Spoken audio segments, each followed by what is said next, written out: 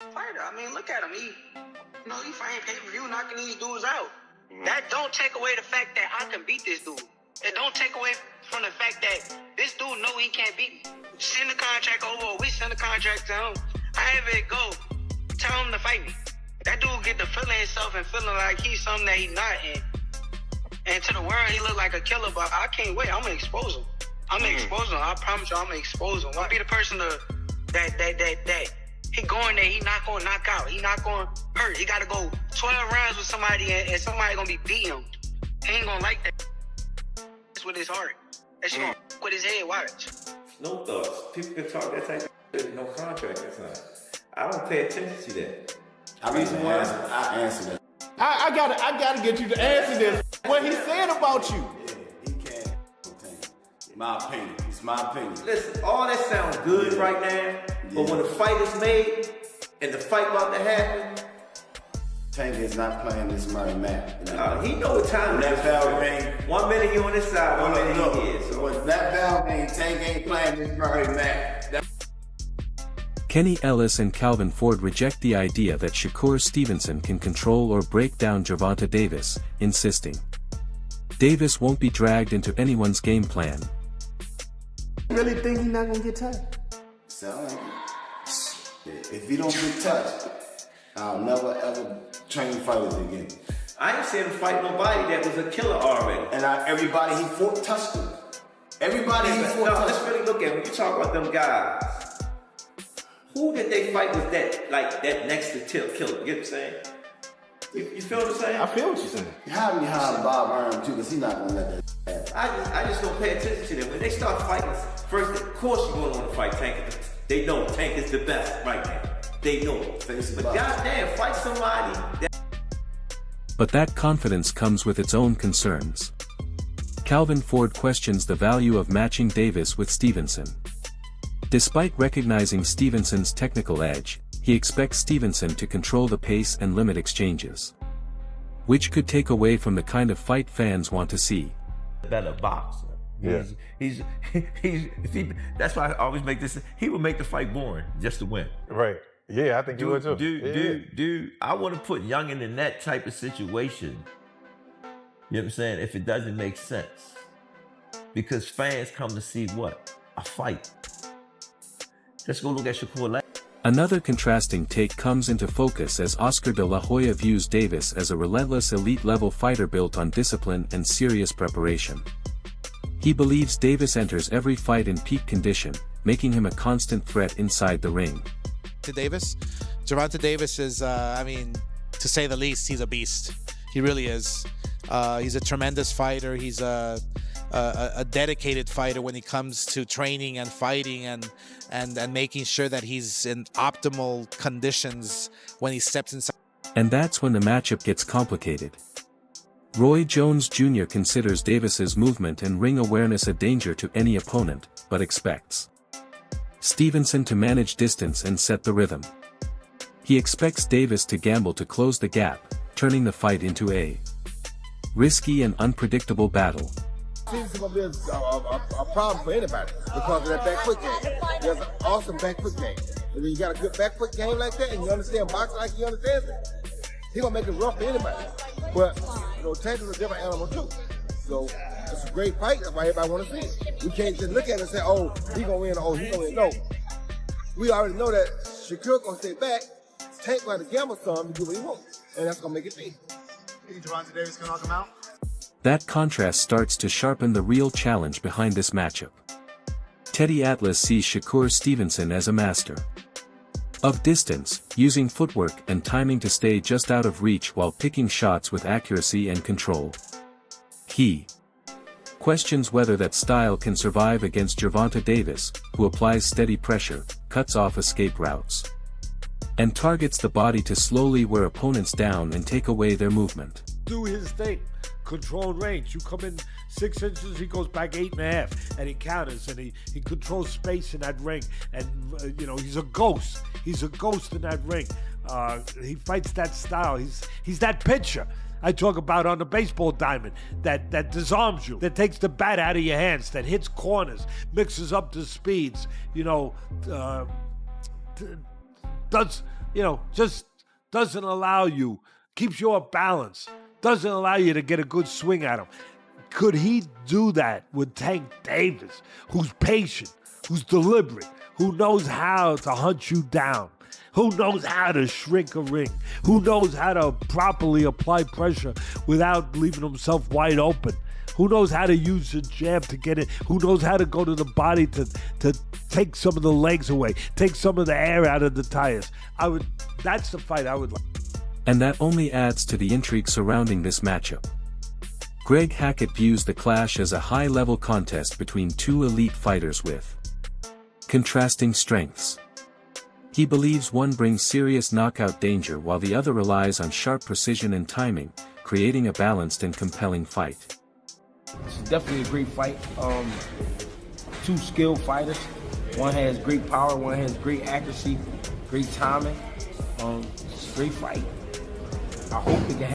But that narrative starts to shift when experience speaks. Terence Crawford sees Stevenson as a highly skilled and disciplined fighter built on defense and ring control. He believes Davis won't land clean the same way because Stevenson limits openings and forces opponents to miss. Shakur is different. People may call him boring. People may say he can't punch. But they say the same thing about Floyd. Because they defensive fighters. Yeah. Tank is not going to be able to hit Shakur like he hit everybody else. And he know that. He knows that. That's why he's like, he's boring. He's this, he's that. He's trying to diminish everything that Shakur have done so it's not marketable. But he can't do that because Shakur is what? Analyzing the matchup, Roy Jones Jr. leans toward Stevenson in this matchup, pointing to his steady discipline inside and outside the ring. He sees that consistency gives Stevenson an edge, while Davis brings a different kind of threat that keeps the outcome open. Because of his discipline, because he showed against Teofimo that he can stay very disciplined all night, and he's the type of guy, he don't really do a lot of crazy stuff in his life normally, so it's like discipline is a thing that is not only exercised inside the ring, it's exercised also outside the ring. And as we see, sometimes Gervonta has problems with discipline, but we have never seen Shakur have problems with discipline. We've seen him be more disciplined at right times than we've seen him not have discipline. So with the fight being like it is right now, I would lean towards Shakur because of his discipline, but don't get twisted. If somebody could beat him, Tank Davis would be that person because of his. That's where the fight takes a sharp turn. Terence Crawford, drawing from his experience at the top level, acknowledges Davis as a skilled and dangerous puncher, but leans towards Stevenson in this matchup. He believes Stevenson's tight defense will block those fight-ending shots, forcing Davis into unfamiliar territory. And I respect Tank in the ring and his skills and his power and his attribute and he's smart. Yeah. He's definitely smart. He can box his ass off. And I'm not saying I would pick Shakur just because of our differences. I'm telling you as a fighter. Yeah. I will pick Shakur because I don't believe Tank will be able to land those big shots on Shakur like he does everybody else. Right. Shakur defense is just too. That's why this matchup feels inevitable. Eddie Hearn has long backed Stevenson to overcome Davis, pointing to his confidence in Stevenson's ability at the highest level. He views it as a clash between two elite fighters at their peak, one that demands to happen. Who can beat Tank? We've known it for ages. Like, I have so much confidence of Shakur Stevenson beating Gervonta Davis. But they're two of the best lightweights in the world. They're two of the best fighters in America. It's a natural. The conversation takes a more tactical turn. Mike Tyson sees a potential clash between Stevenson and Davis as a highly tactical fight that demands constant pressure.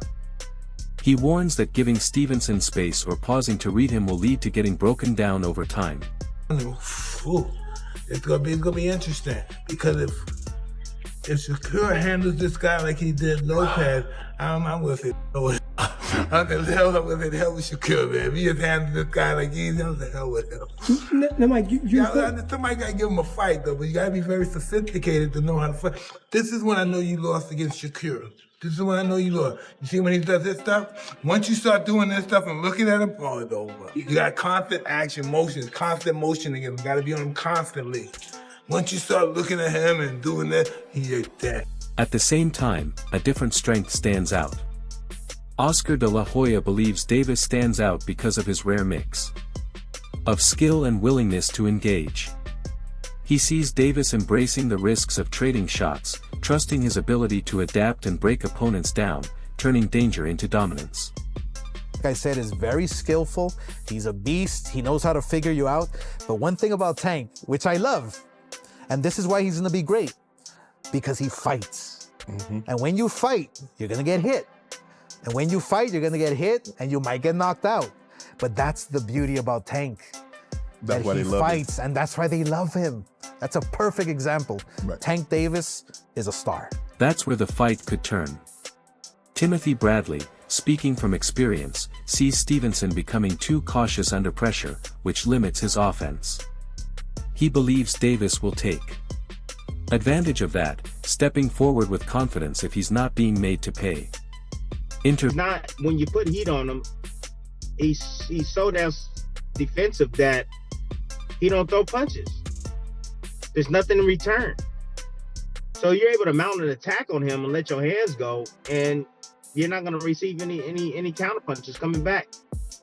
You know, I think Tank sees that. I think Tank knows that. So as long as those counters don't come, Tank's gonna be in there. You know, as long as he's not willing to risk getting caught, Tank's gonna be in the fight. A different view comes into focus as Mike Tyson recognizes Davis as a rare force when fully focused, giving him an edge few fighters can match. He still acknowledges the technical threat of Shakur Stevenson, but sees Davis's raw intensity as the difference maker. He calls him a great fighter.